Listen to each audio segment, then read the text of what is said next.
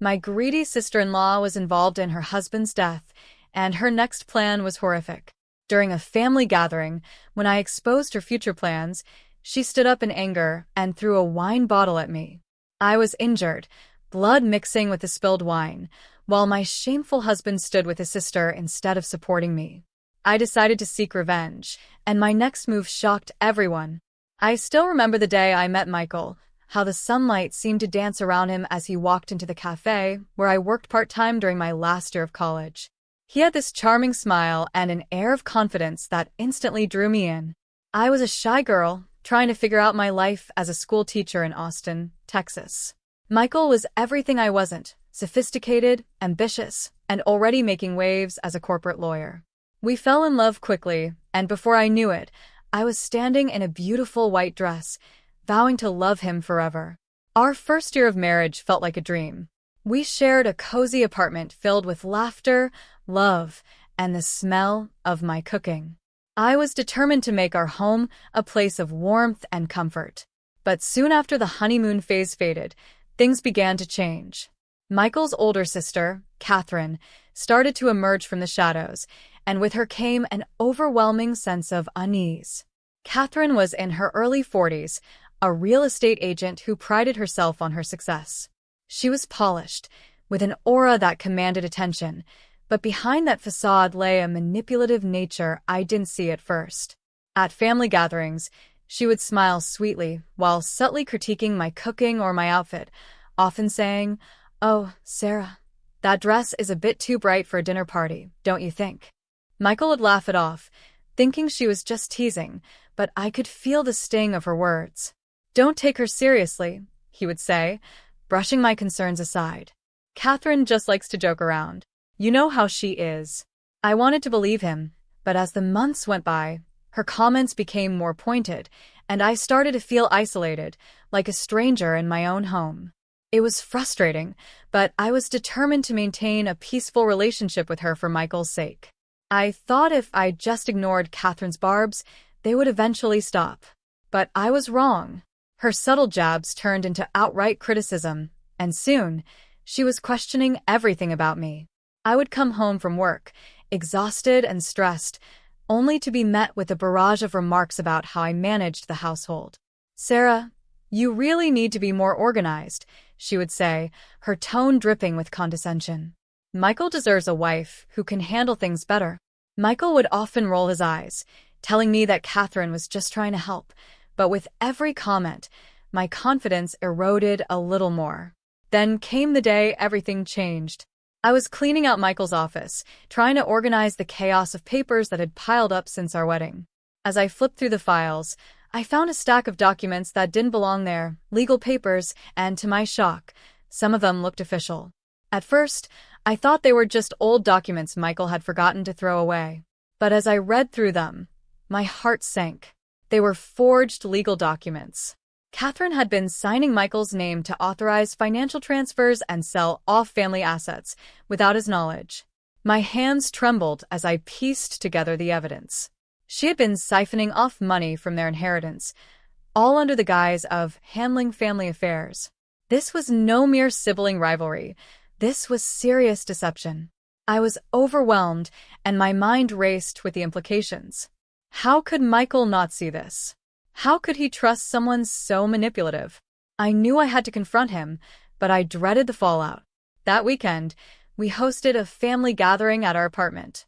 Friends and relatives filled the space with laughter and chatter, but I felt a knot in my stomach as I prepared for the confrontation. When the moment felt right, I pulled Michael aside, my heart pounding. "Michael, I need to show you something," I said, my voice shaky. I led him to his office, hoping to catch him when he was in a good mood.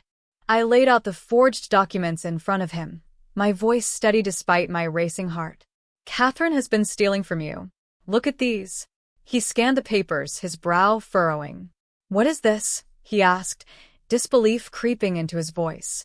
I explained how I had found them, detailing how Catherine had manipulated the family finances. But instead of the support I desperately sought, Michael's expression shifted. "Sarah, you're just trying to cause drama. You know Catherine has always managed the finances. She's helping us. His voice grew louder, and the chatter of the gathering faded into a muffled backdrop. I felt a wave of frustration wash over me. She's not helping. She's lying and stealing from you. At that moment, Catherine entered the room, her keen sense for drama alerting her to our escalating voices. She took one look at the documents and immediately put on an act. "Oh, Sarah, how could you accuse me of such things?" Her eyes glistened with fake tears as she stepped forward, arms open as if to embrace me. "You're ruining everything." The tension in the air thickened, and I felt like I was suffocating. Michael turned to his sister, his protective instincts flaring up. "Sarah, you're humiliating us in front of everyone," he said, his voice hardening. "Michael, you have to see," I began, but before I could finish, Catherine lunged forward. In a flash of anger and betrayal, she grabbed a wine bottle from the table and hurled it at me. Time seemed to slow down as I felt the impact.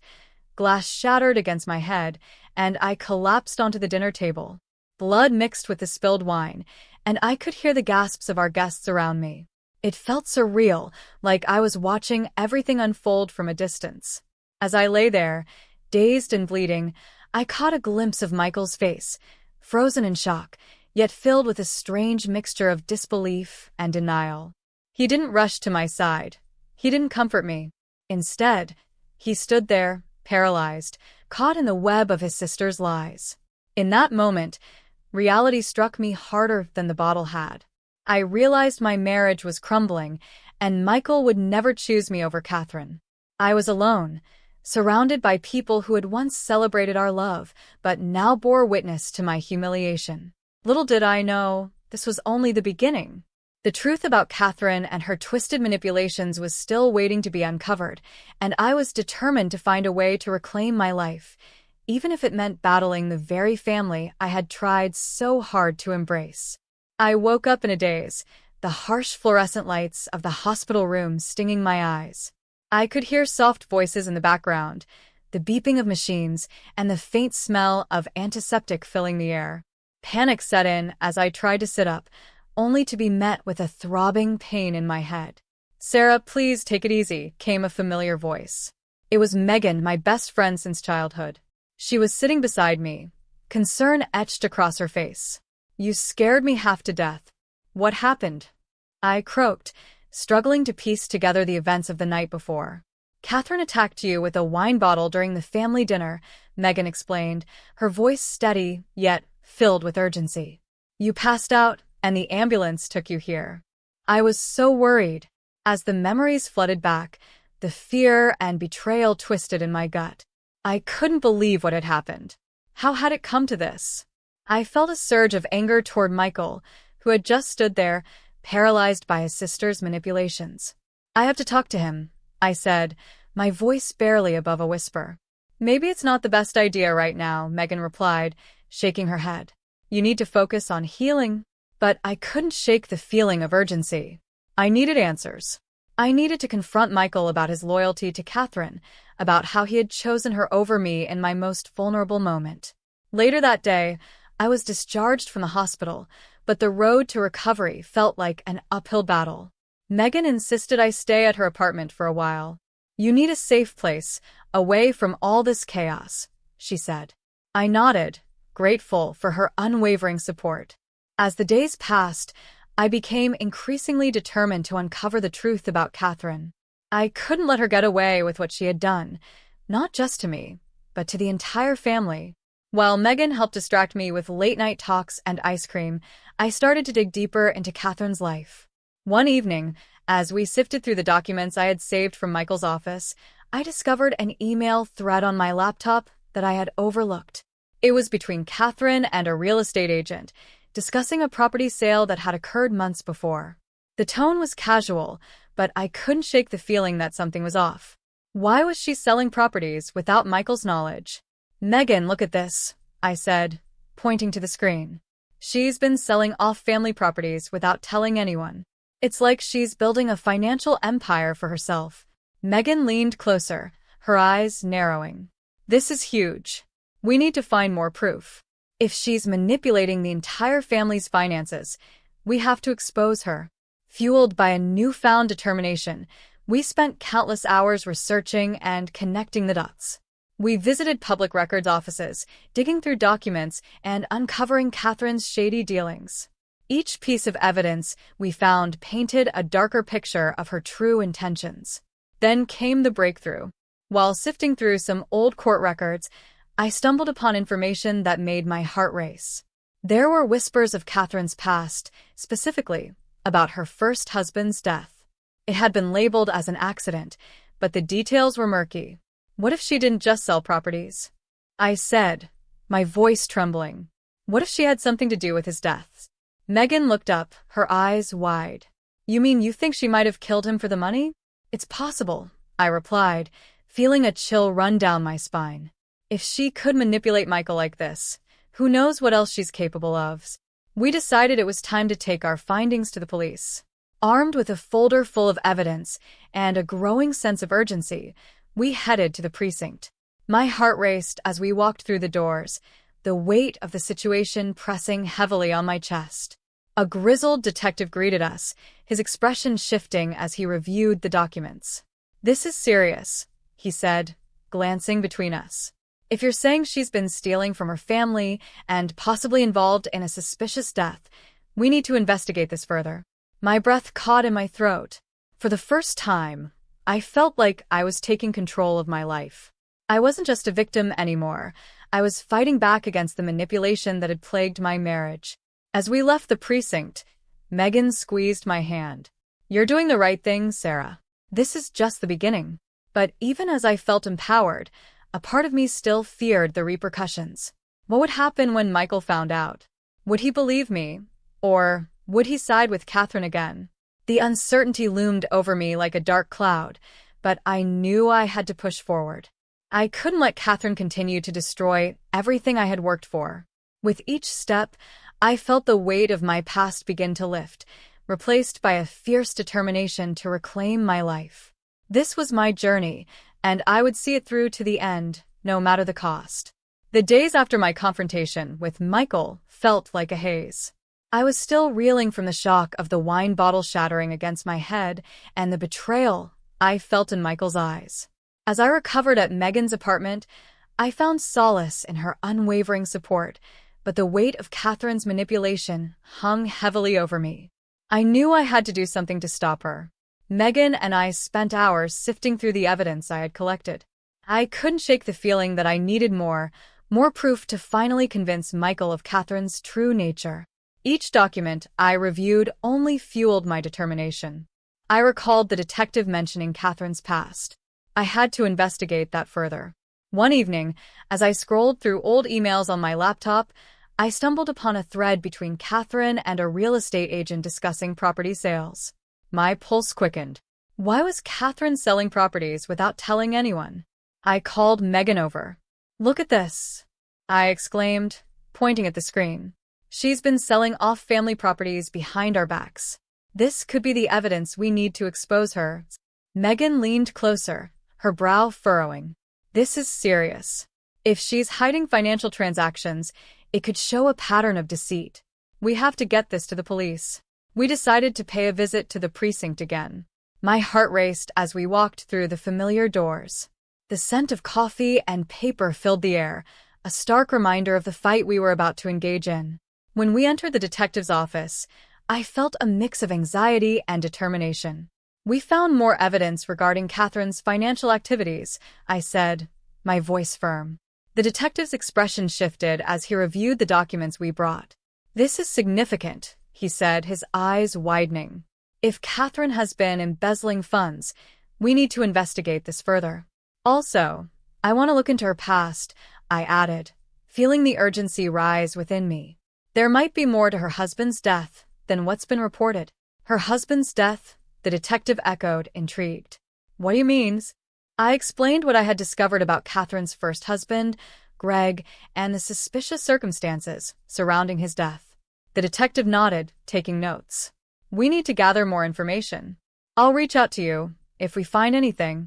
As I left the precinct, a sense of empowerment coursed through me. I wasn't just a victim anymore. I was fighting back against the manipulation that had controlled my life for so long. But in the back of my mind, I feared how Michael would react to our investigation. Would he stand by his sister, or would he finally see the truth? A few days later, I received a call from the detective. "Sarah, we've managed to pull some additional records regarding Catherine's first husband's death. We'd like you to come down to discuss it." My heart raced.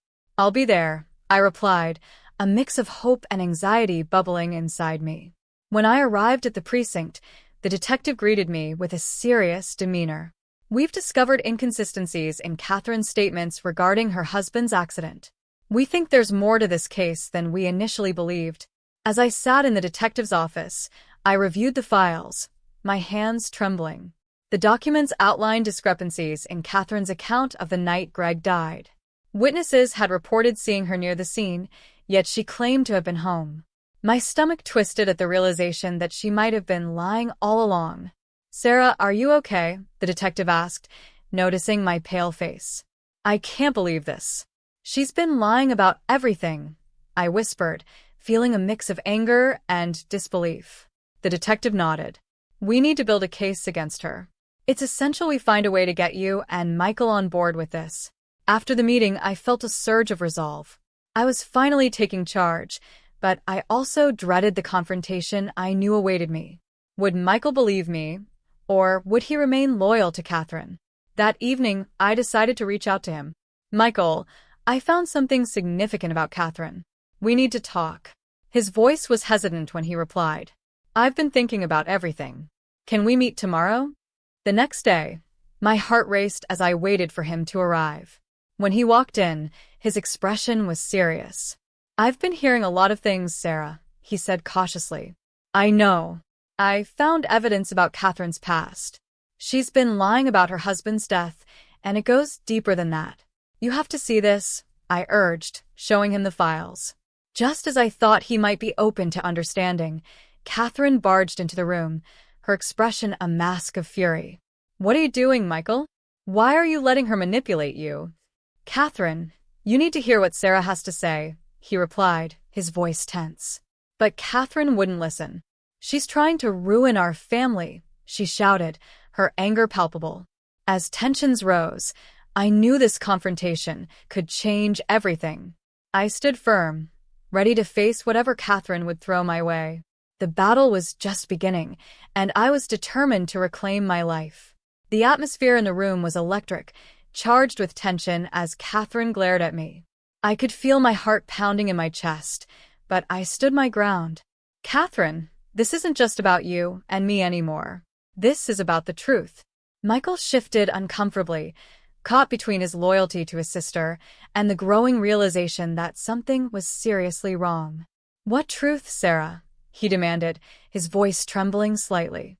"You've been saying all these things about Catherine, but I need to know what's real."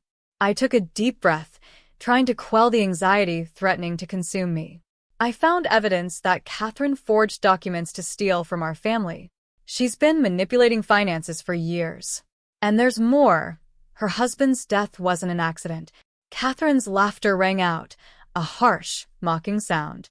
"You think you can just destroy my life with baseless accusations? You're pathetic, Sarah." But I pressed on, my resolve strengthening.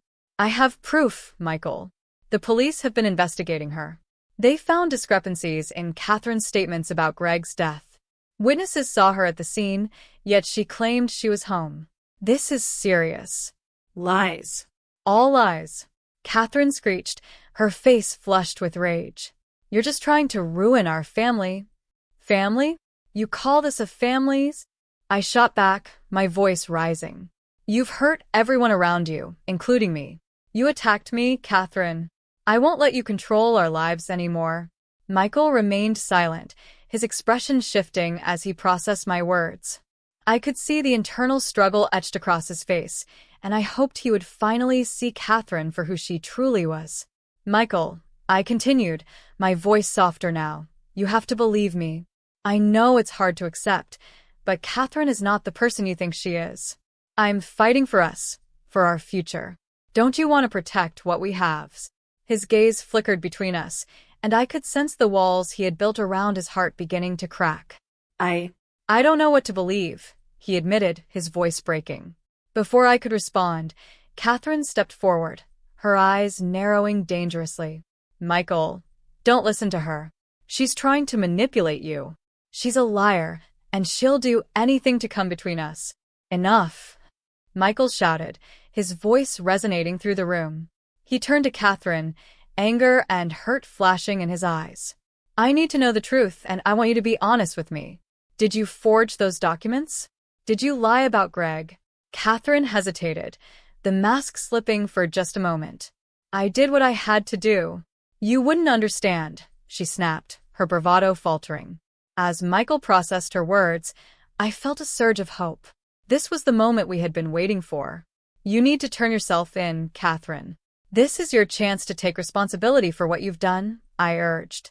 Her facade crumbled, and for the first time, I saw the fear in her eyes. You wouldn't dare, she hissed, backing away. I'm family. You can't do this to me. Michael took a step closer to me, determination replacing his earlier confusion. I'm done protecting you, Catherine. You've hurt too many people. With that, he pulled out his phone and called the police. I held my breath as he explained the situation, watching as Catherine's face drained of color. Within minutes, the sound of sirens filled the air, and I felt a mix of relief and apprehension. As the officers entered our apartment, I knew this chapter of my life was finally coming to a close. Catherine was handcuffed and led away, her protests echoing in the hallway. With Catherine gone, Michael turned to me, his expression a mix of remorse and realization. I'm so sorry, Sarah. I should have listened to you. I stepped closer, feeling a weight lift off my shoulders. I wanted to protect us both, Michael. It's time for us to heal. As we stood together, I felt a newfound sense of strength. I had fought hard to reclaim my life, and I wasn't about to let the past define me. This was a turning point, a chance to rebuild and reclaim my happiness. In the days that followed, I focused on healing, both physically and emotionally. I moved out of Megan's apartment and into a new place, a fresh start away from the chaos. Michael and I worked on our relationship brick by brick, learning to communicate openly and honestly. It wasn't easy, but I was determined to rise above the darkness. I had learned the power of resilience, and with each step forward, I felt stronger than ever. Catherine's shadow had finally lifted, and I was ready to embrace my new life, free from manipulation and full of hope.